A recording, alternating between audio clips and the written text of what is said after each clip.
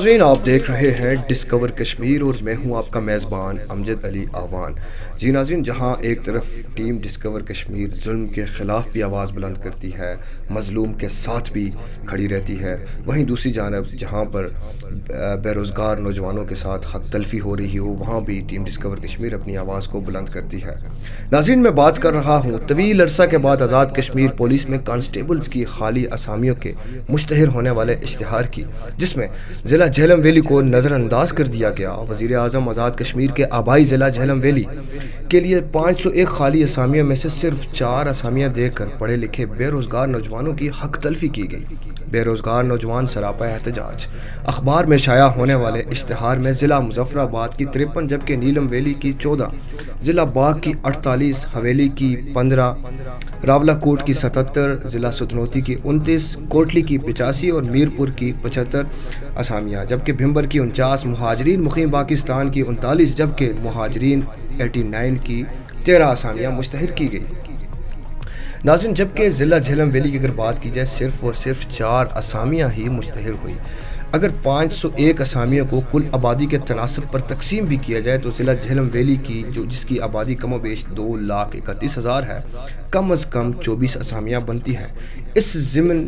ضمن میں social media پر بھی لوگ سراپا احتجاج ہیں۔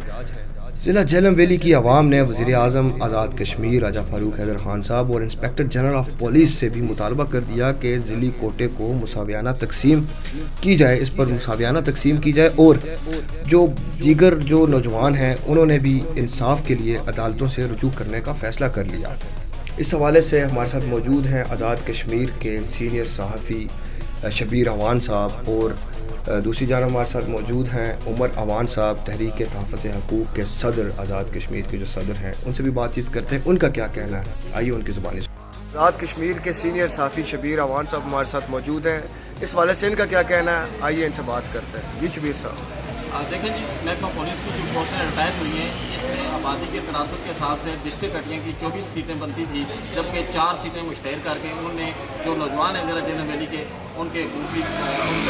تلفی کیا ہے۔ میں یہ سمجھتا ہوں کہ اس میں نہ صرف ضلعی کوٹا متاثر ہوا ہے، بلکہ اس میں ان کو میرٹ کی، اوپن میرٹ کی بھی سیٹیں رکھنی چاہیے تھی، ریٹائرڈ فوجیوں کا کوٹا بھی رکھنا چاہیے تھا، خواتین کا کوٹا بھی رکھنا چاہیے تھا۔ اور میں مطالبہ کرتا ہوں وزیر اعظم آزاد کشمیر سے، انسپکٹر جنرل پولیس سے، کہ آبادی کے تناسب سے مساویانہ بنیادوں پر کوٹا تقسیم کیا جائے۔ اگر اس میں کچھ لوگ پہلے مستقل انہوں نے کیے ہیں تو اس میں بھی ان کو مستقل کرتے وقت یا ان کی کنٹریکٹ اپائنٹمنٹ کرتے وقت کوٹے کا خیال رکھنا چاہیے تھا۔ اب جو ہے نا، اگر یہ کوٹا بحال نہیں ہوتا تو لوگ مجبور ہوں گے کہ وہ عدالت جائیں یا احتجاج کریں۔ بہت شکریہ۔ جی، ہمارے ساتھ موجود ہیں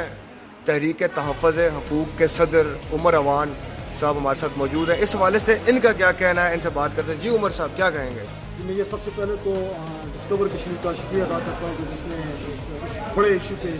ہم سے یہ موقف لیا۔ میں یہ سمجھتا ہوں کہ آزاد کشمیر کی جو حکومت ہے وہ اس وقت تک بالکل کسی بھی قسم کا کوئی بھی بڑا میگا پروجیکٹ جو ہے وہ آزاد کشمیر میں نہیں لا سکی، اور اس طرح میں یہ سمجھتا ہوں کہ جو بڑے عرصے کے بعد میں یہ سمجھتا ہوں 4 سال گزرنے کے بعد حکومت آزاد کشمیر نے جو پولیس کی جو پوسٹیں مشتہر کی ہیں اور سارے اضلاع میں جو پوسٹیں انہوں نے دی ہیں 24 اور 26 کے حساب سے، اور بالخصوص میں یہ سمجھتا ہوں کہ جو اٹیا بالا کے اندر انہوں نے 4 پوسٹیں دے کے اٹیا بالا کی عوام کے ساتھ جو کھلواڑ کیا ہے، تو تحریک تفصیل حقوق آزاد کشمیر کے پلیٹ فارم سے ہم نے اپنے تمام سینئر ترین وکلاء سے رابطے میں ہیں، اور انشاءاللہ اگر وزیر اعظم آزاد کشمیر اور آئی جی آزاد کشمیر نے اٹیا بالا کے حوالے سے، اٹیا بالا کی جو پوسٹیں ہیں ان کے حوالے سے کوئی فیصلہ نہ کیا تو ہم انشاءاللہ عدالتوں کے پاس جائیں گے۔